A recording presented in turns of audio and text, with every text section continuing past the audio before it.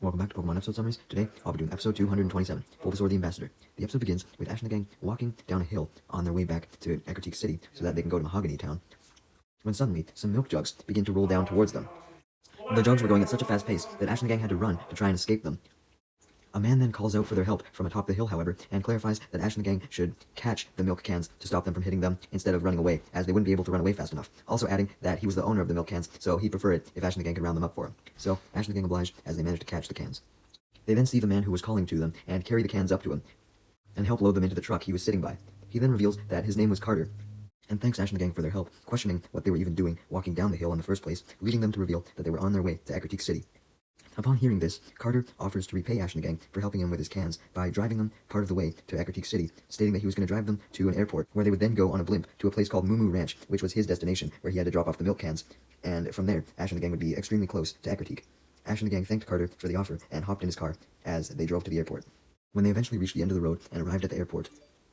they saw the blimp, and Carter confirmed that it would take them to the Moo Moo Ranch, though clarified that they needed tickets first that Carter would have to get for them, stating he would be able to get them since he was a regular to Moo Moo Ranch, so the people who operated the blimp trusted him, so he could use that to his advantage to essentially get Ash and the gang free tickets. Though clarified it could take a bit of time as he went off to get them. Ash and the gang were pleased regardless, and decided to kill the time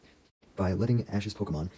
with the exception of Noctowl for some reason, as well as Bayleaf, as well as Togepi, eat some Pokemon food, and also call Professor Oak using the airport computer, which was located inside a little rest house at the airport. Much to Ash's surprise, though, no one picks up, until eventually someone does pick up, being Mr. Mime, as it walks in front of the screen, closely followed by Ash's mom, who greets him.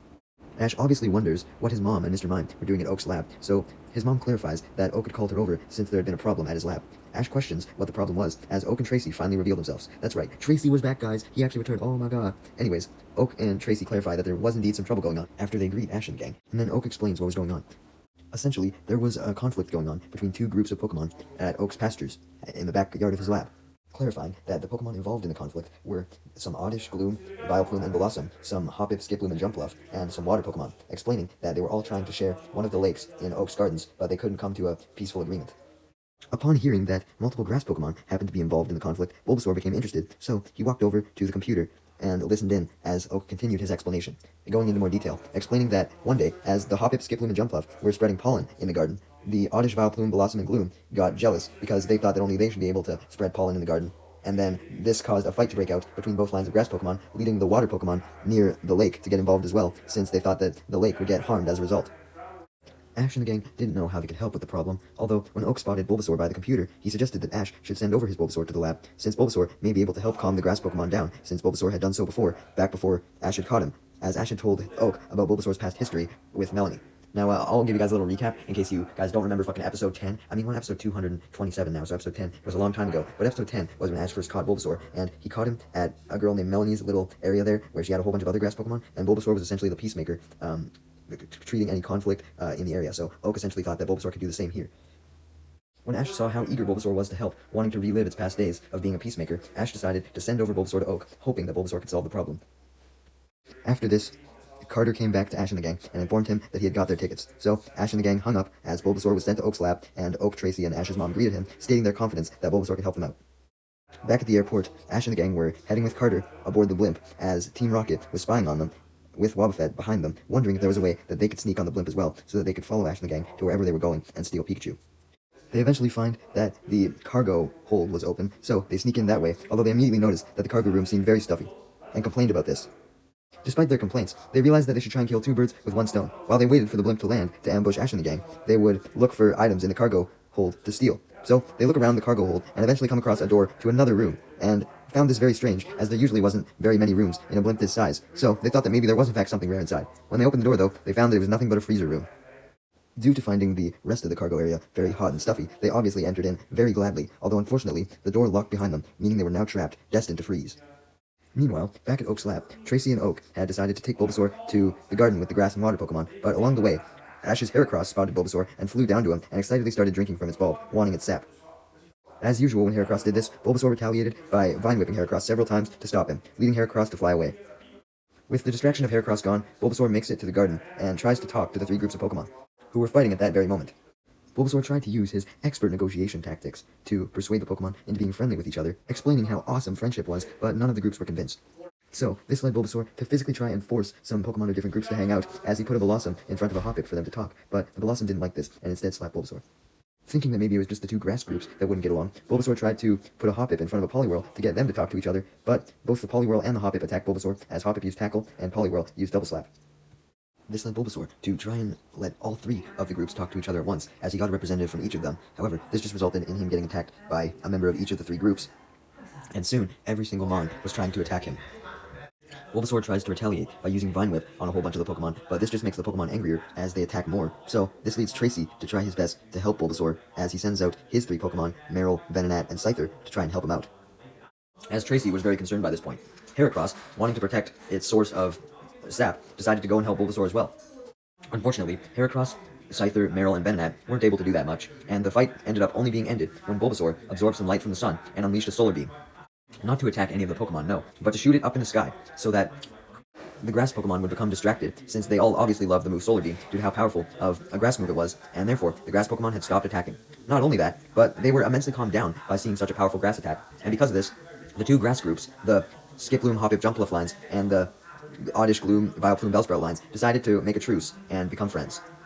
Also now respecting Bulbasaur, since he was the one who administered such a powerful attack. Bulbasaur was very happy to see the two groups of grass Pokemon getting along, as they did a dance to commemorate their new friendship, with Tracy recording it, and also making a sketch of it, amazed by this.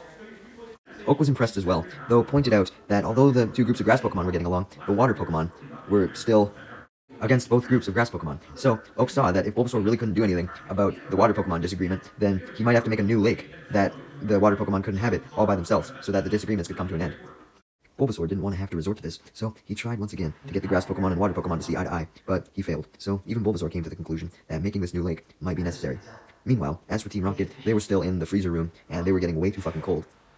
Remarking how, even though they had only went into this room to cool down, now they regretted it, since now they were freezing. So, they went to go open the door, only to find out for themselves that it was locked. So, Team Rocket began to yell for help, but no one was going to come. Even Ash and the gang, since they had just gotten off of the blimp by this point, as it landed at Moo Moo Ranch. Carter got off as well, as he began to drive further into the ranch to deliver the milk, saying goodbye to Ash and the gang, as they thanked him for the free tickets and continued on their way to Equatique City. Back in the blimp's freezer room, Team Rocket had actually managed to break open the door, but this was only because they were literally frozen in ice by this point, so the ice was hard enough to break the door. Unfortunately, right as they broke out, Carter had returned from delivering the milk and had begun flying the blimp back to the airport. As a result, since the cargo room hatch was still open, as Team Rocket never closed it, when the blimp took off yet again, Team Rocket flew out as a result, as they weren't expecting the sudden movement, and they then fell onto the ground, being trapped at Moo Moo Ranch.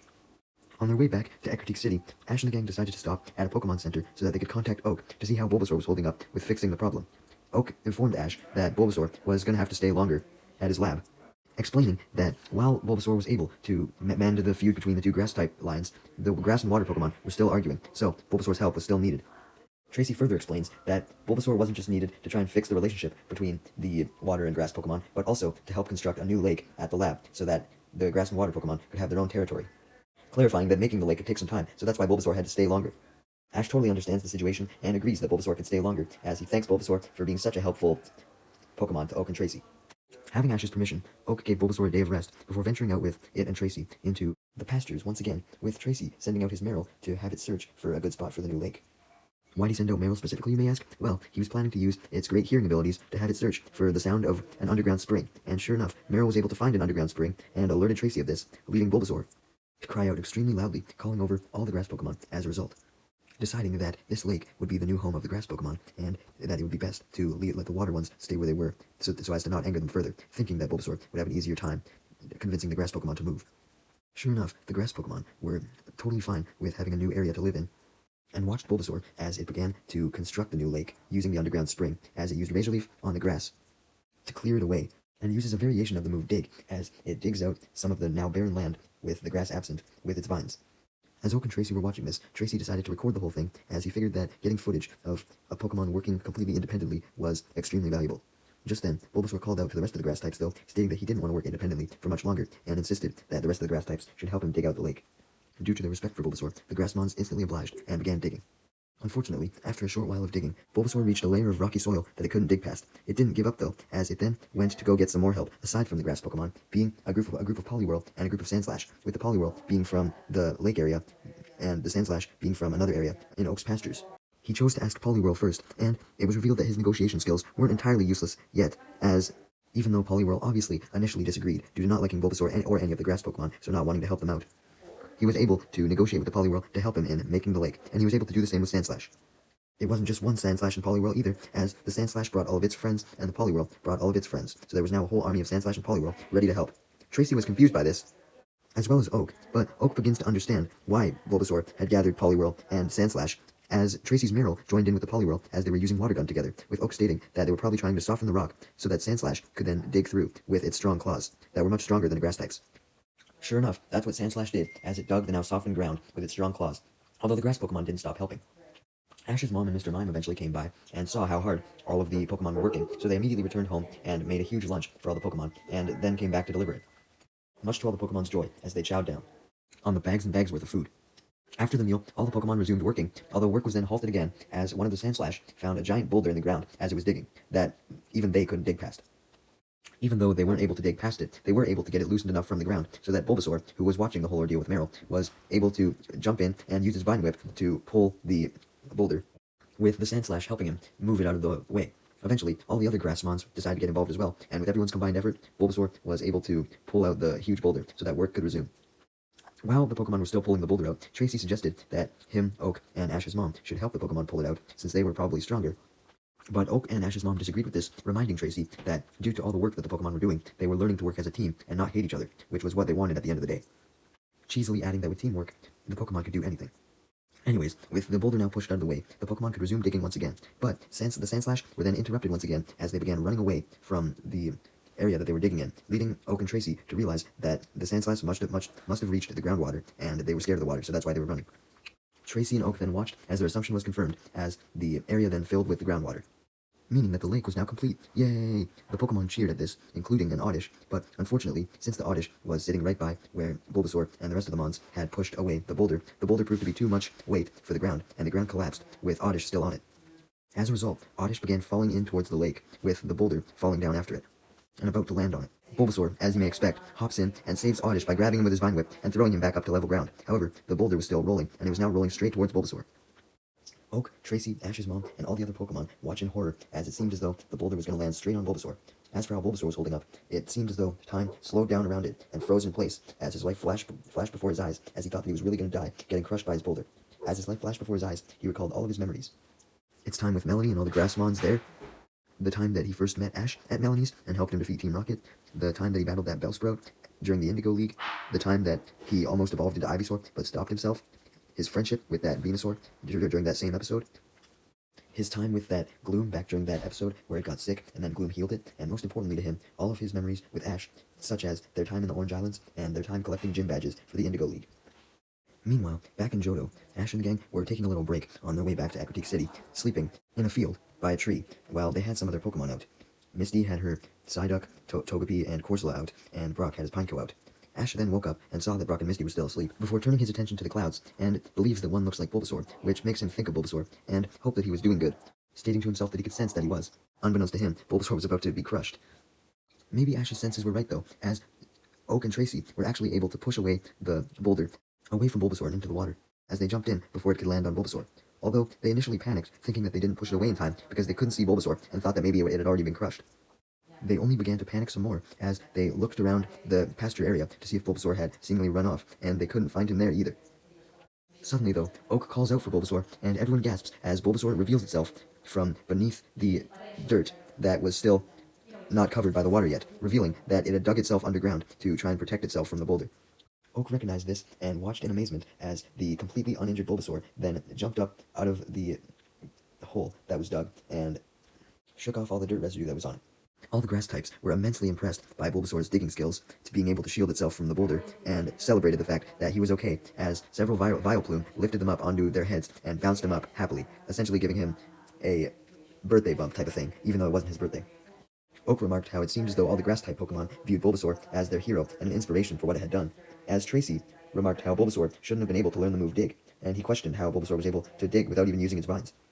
Oak replies to Tracy, stating his belief that Bulbasaur was able to call upon a move that it wouldn't normally be able to use, solely because it was desperate, and in desperation, Bulbasaur was able to do things it didn't know it could do. Tracy was definitely glad he recorded the whole thing, and he then ended the recording as Bulbasaur was still happily bouncing on the Vileplume, and decided to call Ash and the gang with Oak to show them the video, which Ash and the gang were amazed by as they watched the video from a nearby cabin that they had found a computer in. Ash then admitted that he was about to call Oak himself to ask for an update on how Bulbasaur was doing, but after seeing the video, he now knew that everything was going good, and Bulbasaur had successfully managed to make the grass Pokemon work together, along with the water Pokemon as well. Oak and Tracy then showed Ash and the gang a second video that Tracy had taken, though, which was of Bulbasaur calming down a Blossom and Jumpluff and getting them to talk together. Ash stated how great this was, further believing that it just proved that the grass Pokemon were now fully united, but then Oak clarified that after Bulbasaur left, the Pokemon started arguing again,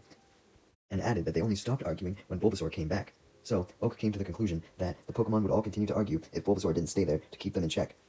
So, at that, Oak requests that Ash have his Bulbasaur stay at the lab pretty much permanently so that the grass Pokemon would never argue again.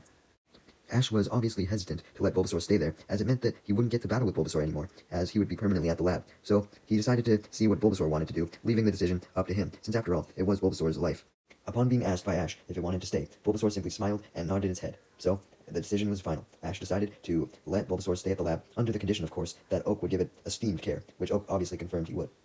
With that, Ash wished Bulbasaur good luck with his new responsibilities at Oak's lab, and left the cabin, continuing on his journey with Brock and Misty. After Ash had left and the call ended, sure enough, Bulbasaur began its duties of breaking up fights between grass Pokemon, particularly breaking one up between a Skiploom and a Gloom who were fighting over an apple, managing to break up the conflict due to taking the apple from them and splitting it in half so they could both have some. Bulbasaur was happy with itself at being able to do its job, and looked up at the sky, thinking of Ash, knowing that Ash would be proud as well. And using Ash and how he always did the right thing as motivation for him to do the right thing, continuing to break up arguments between the grass Pokemon, which Bulbasaur now decided to put all of his focus on, realizing that Ash would do just fine without him. Man, this is so sad. Now Pikachu was the only OG member of his team that was still on his team. I mean, sure, it's not like Bulbasaur was released or anything. It's only at the lab, so Ash could technically go visit it whenever he wanted. It's not like fucking Squirtle or Butterfree or Pidgeot or Charizard, where they're just fucking gone now. But still, sad moment.